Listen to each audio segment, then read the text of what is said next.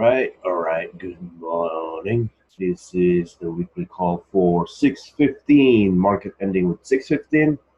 So let's just dive in and take a look what the market will tell us next week. All right, my name is John. You're here with Trader for Life. This is SPX, the charts for the market ending on 6:15. As you can see, we tried to breach the 2900 here. As you can see, the blue line, that's the resistance. And then we basically went up and then fell back and then just closed in that area. So we closed at 2886.98, about 3 points away from 2900. Um, Now, where's the market will go from here? I would like to look a couple things before we able to create a couple scenario here. Um, the market has been sideways for 1, 2, 3, 4, 5 days now. Since Monday, basically, it's trying to breach, just basically not going down, it's not, and then just go sideways. So it's basically building a value here, but it doesn't have a direction where to go from here. The market basically has been going up from that, um, what do you call this, June 3rd low, and then it just like 1, 2, 3, 4, 5 days straight, and then just go sideways. Now, next week is very important because we do have FOMC, a federal Fed basically is gonna make a decision if they're gonna lay out um, an interest cut or not. That's one. Second, they're gonna also talk about the economy. They know the economy is doing well, but they're cautious about the trade war impact, and they cautious what's gonna happen next. So if, in my humble opinion, I think if they're gonna start laying out more into the interest rate, cutting the interest rate basically in July or maybe as soon as possible, that will basically help the market to breach this high, which is we're looking at somewhere in right there, 2950 roughly. So this is, if you look at my video, I would say maybe about 3 or 4 previous video where I talk about the market might go to the 3000. That could be the potential scenario that will happen if Fed basically talk about cutting the interest rate as soon as possible. So if they do that, then I think scenario number one, we're gonna go to 3000, and then from there we just have to wait and see where the market will tell us more. It could be go up more to 3300, 3500, who knows? Uh, at this moment, it's gonna breach this, and that will set up a spike basically, um, with people that chasing the momentum to go upside. That will be a scenario number one.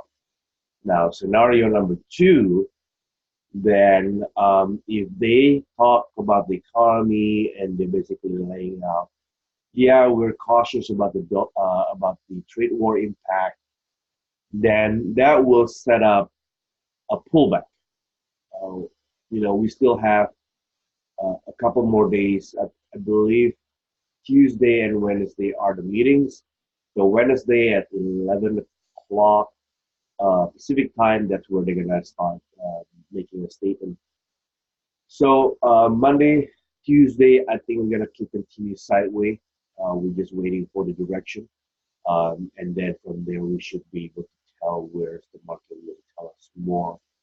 And if you are trading swing trade, or um, you're thinking about buying or doing a trade, I would probably just wait until Wednesday, that or Thursday basically will tell you where the market will tell us. That will set up the tone for the next month. you know, that will be a good way to tell. Don't put yourself in the situation where you bias on one direction, but the market basically um, go to a different direction and you basically get stuck. Okay. If you want to play day trading on Monday and Tuesday, that'll be a good place because I think this we're gonna be just whipsaw on this area. Okay. Now, scenario number two, like I said, if they talk about the trade war impact and they don't lay out any interest cut, then I would say we're gonna have a pullback here. The pullback, the first pullback, I would say about 28, 30 something to 40. That's first on the feature, and then the next one, I would say it's going to be 2800. So 2800 used to be the major support. It was broken, like right here. Then after that, we basically fail back and then go up. So that 2800, it might be get revisited again, just testing. And then the next thing is about 27, 20 something, roughly. Cannot really tell from this, but I can tell from the toss if I flip over. But I'm not gonna spend much of the time digging on that. So you guys should do your own research. I'm giving you the high level. So, all right, now let's dig into that's SPX. Let's dig into NASDAQ, which is the QQQ. As you can see right there, it's the same scenario. We basically went up 5 days, 1, 2, 3, 4, 5, and then after that sideway. We're below 50 moving average, so that's not a good sign.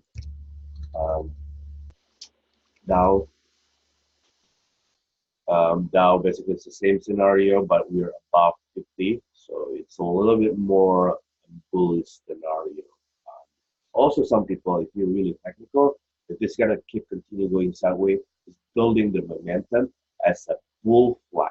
Okay, this is one of the technical chart that we use to indicate that it might get a pop again. So, but like I say, keep in mind, I do not want to jump into a trade for any big event coming up soon, such as that the IWM, which is the small cap here.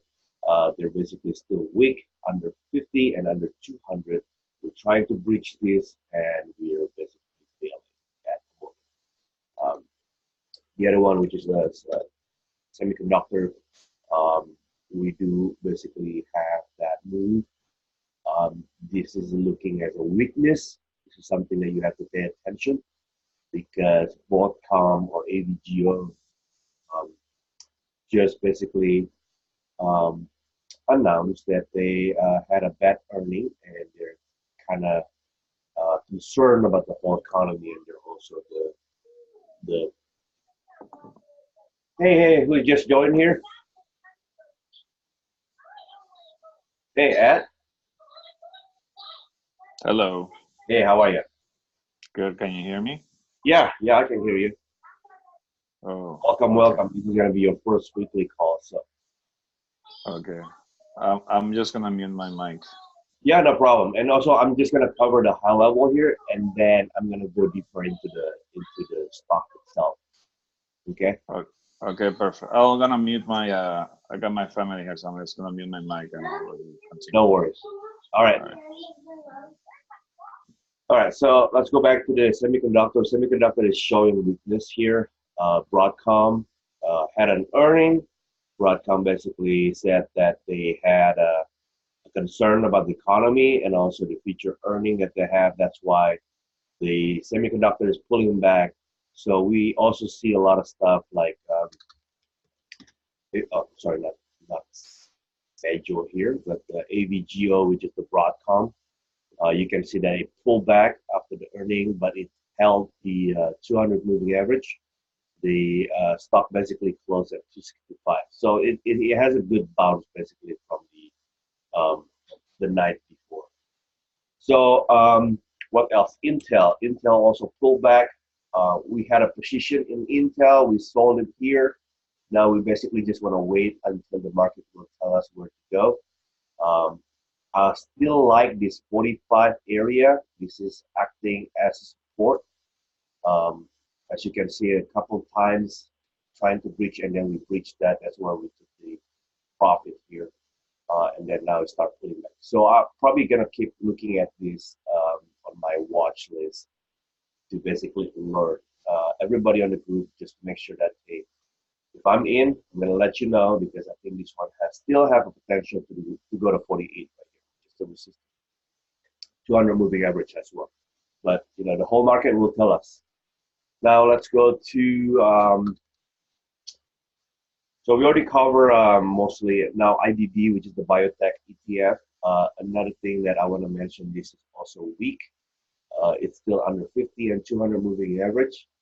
Um, so it's not really doing anything. It's just basically sideways. As you can see, it's um, not a good um, area basically to do anything with this. I mean, it's making a low high now, or a high low. So and then we kind of passed this trend line, but it's not doing anything. It's just sideways. So I think everybody just the trader mostly, they waiting where the market or the Fed will tell us next week. They're gonna have, like I repeat again, if you're new here, we're gonna have a Fed statement, federal. They're gonna talk about the interest rate, if they're gonna cut it or not, and then they're gonna make a statement also how the whole economy uh, looking basically in the future, especially with the trade war impact. So I think that will set the tone where the market will go in the next month or two. Um, all right, so let's dig into a couple of the stock that I trade this week. I did not trade a lot because things got busy, and you know I also want to just spend time with the family. So the first trade that I did is Tesla. Tesla, we basically did the same thing. We sold the credit put spread. This has been the same technique that I do with the weekly income technique. I just shared that with the member. If you are not in the member, we welcome you to join, try out, and see if you like it. So we've been selling Tesla when Tesla was down here, and then we keep continue going up, and then of course with this high, we can still continue selling it. Um, we sold 200 credit put, and then we buy the 195. That will give me about, I believe, if I look at the document I have here, I made this document basically for the members so they can learn step by step how to do it. So this is basically the trade. The trade was June 11th, 200 put, sell it, and then buy 195. It basically gave me about 54 cents. Um, Now, of course, in this document, I have three scenario, right? I'm not gonna talk anything a lot about the document here on the video, but this is only for the member.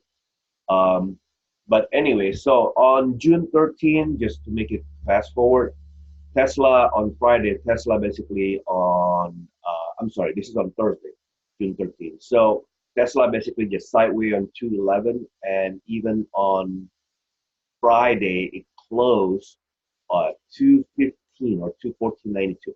So technically, what we sold here, it will expire worthless. So we are basically receiving the whole credit, which is the $530 here, maximum profit. If you leave it completely worthless, but I did took a profit. I sold it at 9 cents, so that give me about that's on Thursday. That give me a net profit roughly about 400-ish after the commission. So that's the trade for Tesla. So net Tesla trade has been very good for us. And then I'm gonna keep continue looking at this. I'll probably want to do another one, but I just want to wait until the Fed statement done on Wednesday, and then I can start looking at again on Thursday. I don't want to I don't want to jump into the trade early before the statement. That will be might against me. Another trade that we enter is EA, which is Electronic Arts. It's a little bit against the position right now, but this $90 is a support. As you can see right there, I did buy another one on Friday to average down my position here. And then we saw a bottoming tail, which is a really good indicator. So I think Tesla has the position to go up here, which is my first target is 100. Second target would be 108. So that will try to take the previous high, basically 108 something. Now, of course, with Fed statement, anything can happen, right?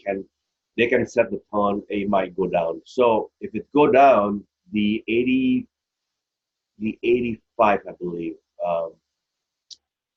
This one doesn't really tell me, but right here there should be a support. If you look at the weekly charts, I'm not going to change it now.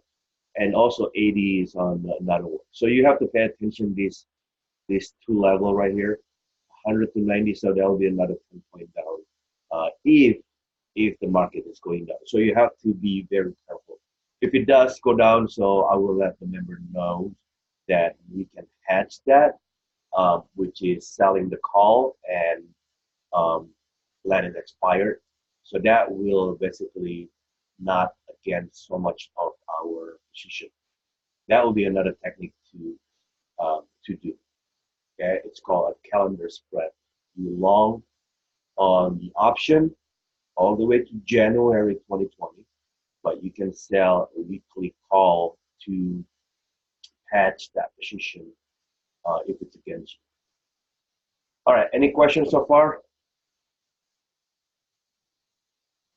Ed, you're good?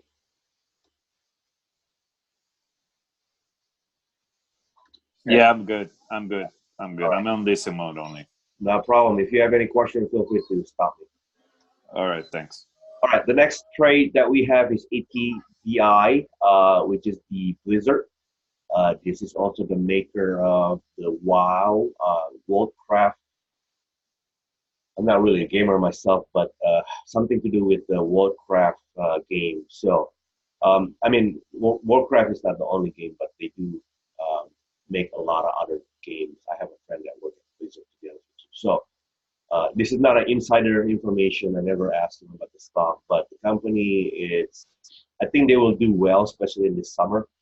Look at the history of the chart itself. That's the reason why I entered the chart, because the history, they're always releasing a new game somewhere in June and July. That's where the pop coming. So if you look at here from last year, this is June. We do have a sideway, and then towards closer to the July, that's where the pop coming, and then it's just keep going higher.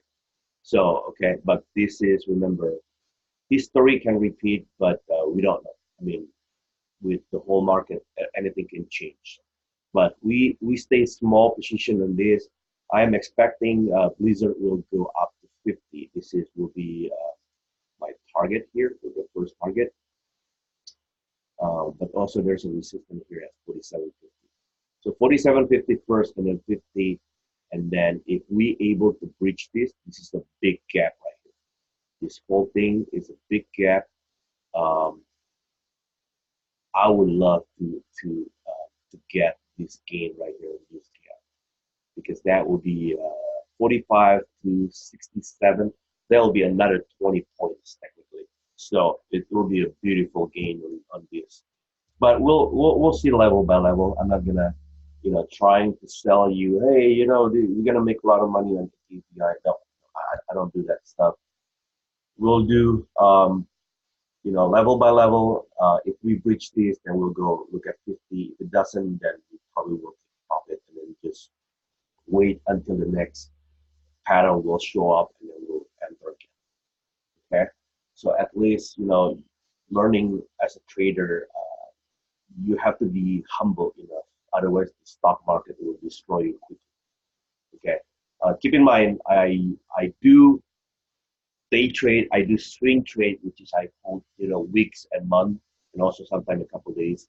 But I also have a portfolio that I basically hold it for a long term, 2 years, 3 years, 5 years. So whatever the position that and trading account that I have, I basically use it wisely to which account that I wanna trade. So all right, so GE, I like GE. This is gonna be a long-term play and always be a long-term play. We had a position back here when it was um, around seven something, and then um, we sold it here at 10. I'm sorry, not here, at here 10. Let me erase that. All right, seven, and then we sold it at 10, exactly at 10. Now the stock basically has been sideways. Um, it's still doing the base. I mentioned to the member a while back here, if GE is going down to 850 area, that will be another spot that I would love to jump in and buy for a long term. My upside target is $18 on this, 14 to $18. Um, but yeah, it's been sideways, and I think if the market going down, then we do have a potential to buy it here at the discount price. So you can also, I mean, we've been waiting for a while here, and then the market's been just like $9, 8.75 back in the day, and then $9 ish, and then it's just basically keep grinding higher. So I don't know if we will get it at 850, but if the market pull back, we might get it. Or maybe I'm gonna buy at 9 for a small portion. When it goes down again, that's where you're gonna jump in again and buy more. That will be the best approach to do that. Because you don't wanna just throw like 1,000 share at one purchase at this level. You can just buy, hey, I don't know, 200 shares, 300 shares, and then when it go down again, then that's where you're gonna throw 500 share, and then when it go down again, that's where you're gonna throw another one again. So that's where you're gonna average down your position. Keep in mind, this is a long-term play. It's not a day trading or swing trading. So there's a lot of potential here upside with GE. I think the management is doing well. It's just a matter of time when they start making a profit with the book. So that's GE. The other thing I want to mention here, gold. I mentioned this in a couple of my video. We basically want to get in with gold. However, we missed the momentum. As you can see right there, we broke this downtrend channel, or you can tell that we broke to the upside. I'm not the person that like to chase, but I did miss my momentum. It went up like crazy.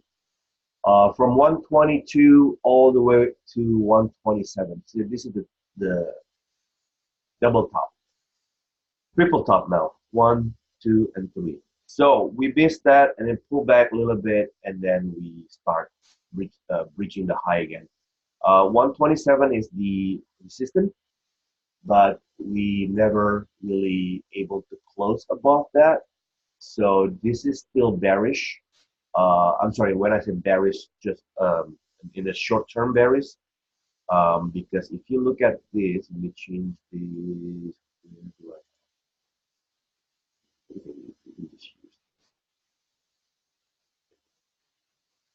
Short term, I'm gonna look at 125. That will be the support. You can see right there. And then another one would be here at 122 or 123. So the reason why I'm saying this is going to be a pullback, because one, if the things go up fast, normally 10 will go pull back as well. I'm going to add my indicator that I use, William R. William R right now is basically on the overbought situation. So let me change it to- so if you see this is on the overbought situation. This is on the oversold situation. If it's oversold, that's where I normally want to get in because that's where you get it cheap. If it's overbought, then most likely either you have to take the profit, um, or you can do the bearish. But keep in mind, I don't do a lot of shorting the stock because that's will be another recipe for disaster. Because if you hold it a long time for bearish, most likely the stock will against your position. So just just focus on one going up, which is the market will tend to go up, especially we are on the bullish trend. Um, all right, so the reason why I say gold will have a pullback, we look at gold. I'm sorry, dollar. So dollar and gold, they always go reverse. So if dollar go up, then most likely the gold will go down. Um, Now you can see right here, dollar is basically going up here, is making a turn. And then you can see the MACD is also making a turn here, is a curve, and then the William R is also going up. So I think dollar will try to breach this level again. Um, that will be my scenario one. Or it can go just sideways on this level, and gold will be just waiting until the market will tell them, hey, if they're gonna go down, the stock market will go down, then people will jump into the gold again, and the gold will go up as a safe haven. So that's how they hedge their position. Okay. Now there's also good things if the dollar go up. Most of you, if you are into um, export import, you're buying stuff out of the country, and you have to pay with a different currency. If the dollars goes up, that's mean the other currency goes down. So that will give you more buying power. If you, let's say, I'm an e-commerce guy, so I buy stuff also from China. So that's mean China RMB will also weaken if the dollar. I'm sorry, not weaken, but the dollar goes up. So that means I can have more purchasing power to buy more products from China. Okay, that's something that you have to understand as well. So I really like to have dollar goes up because I think that will tell us the inflation is here, um, and of course the housing market and everything. I'm not gonna go deep into it. So we probably with the interest rate cut, uh, the Fed, if they're gonna talk about interest rate cut, so that means there's gonna be more people that able to afford the house, even though the price of the house is higher, but the rate will be lower, so they can afford the monthly. So you have to understand the whole concept on that. All right, so that's for dollar, and then the other trade that I want to see is let me see my list here.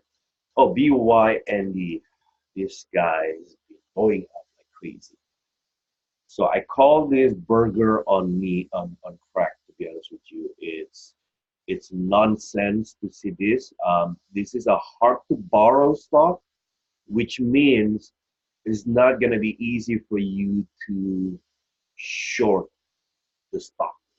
Okay, because they probably will charge you a margin daily. So my understanding is the 300% uh, what you call that, the hard to borrow rate. So most people will, for me, $180 for a burger is expensive. That's just my take. It's just a matter of time that it will go down back to 100. That's my first level, 85 or 65. Okay, but I don't think that will happen anytime soon. But I think if we're gonna try to play with this again, then I'm gonna be shorting this. See if I can get the share. You can short 100 shares, so that will be roughly about about $18,000 that you're gonna put it into the shorting this stock. Okay, it's gonna be a cold money because it's just a matter of time. This thing is just moving too fast and too quickly, so I think it's gonna go down. Okay, we are also on the MACD is on the overbought situation, although the William R is not. So we just have to keep looking at this. Eventually, I probably want to enter this and short the market or short the stock. Okay. Um, let's go recap basically what we talked. So SPX.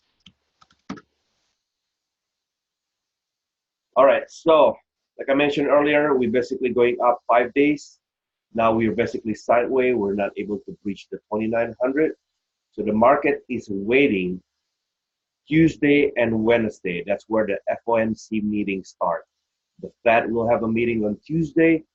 On Wednesday, 11 o'clock Pacific time, they will announce the whole economy progress, inflation, and also if they worry about the trade war impact. And the key is they willing to do a rate cut. Okay, if they mention that, I think the market will go up. Okay, that's scenario one. Now, scenario two, if they don't mention anything about the rate cut, then we probably will go down to 2840 area. Okay, that will be the next support right there. The same thing with Nasdaq. Okay, everything is almost the same chart, going up sideways. IWM, same thing, going up sideways. Okay, the only thing is different is just the semiconductor because of the Broadcom earning, and also the stock overall the stock basically not doing so much better position comparing with the others. So IBB also going up sideways, and then the last one, which is Dow, going up sideways. So the whole market is just waiting for Fed right now. I always recommend, again, take your trade lightly. Do not enter a long or short position prior to Fed announcements, because if they say something and the market doesn't like it, it will against you, and you don't want to be in that position. Okay. Now, if you're doing a day trading, yes, you can do Monday and Tuesday. I think we're gonna do only sideways on those 2 days, and Wednesday, that's where they're gonna announce. That's where the market will start moving, and either direction, I want to jump in and I want to follow the trend. So either Wednesday or Thursday, that's where I'm gonna start looking at the chart and where the direction where it's going. All right. Any other questions before we close? It's 8:40.